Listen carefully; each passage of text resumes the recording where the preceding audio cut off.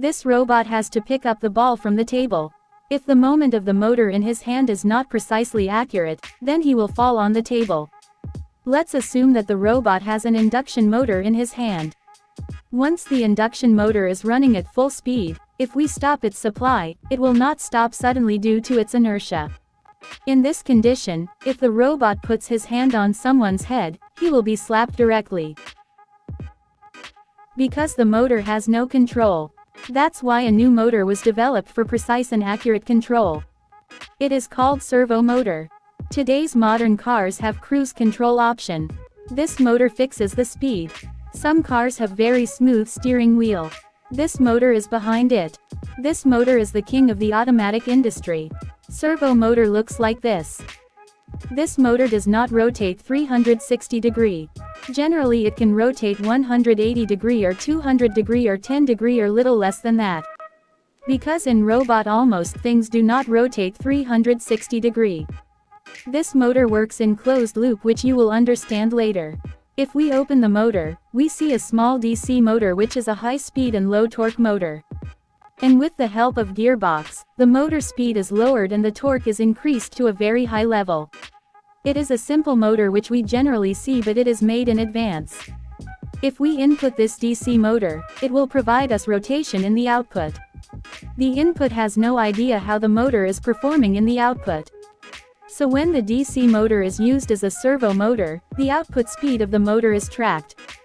So the gear which gives the final output, a potentiometer, is placed under that gear which keeps tracking the output speed. The motor has its own control circuit through which the potentiometer is also connected. And the DC motor on the side. This circuit board also controls the direction of the motor. The special thing about the motor is that we cannot supply direct current to it. There are 3 inputs in the controller and they are also different from the Arduino controller. There are 2 positive and negative wires and a signal wire in which the output of the motor is checked again and again. We understand how the Arduino controller gives the input in a simple language. If we want to turn on the bulb, we have to connect this switch. The way bulb will be turned on, we can see from the waveform. The longer bulb is on, the longer pulse will be there, after that it will be 0. Arduino also supplies the motor with pulses in the same way, but here something interesting is there. If the motor is given a small pulse, the motor will move to the left side. But the interesting thing is that when we fix the pulse, the motor will fix at one place and will not move until we reduce the width of the pulse. We will understand this a little further.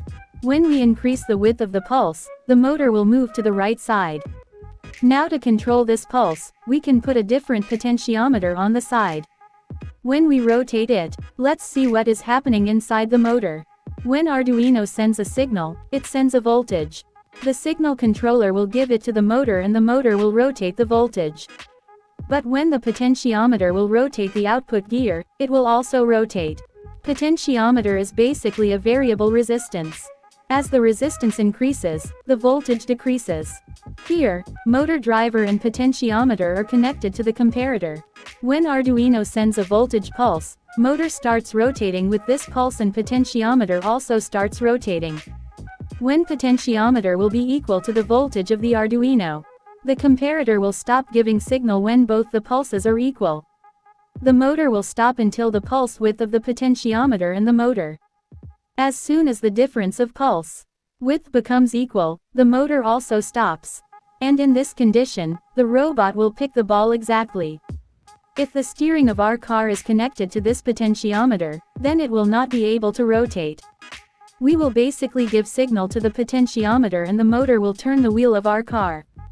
And here is our electronic power steering ready. In the same way, cruise control works, which is a feedback system that continuously checks the speed of the tire.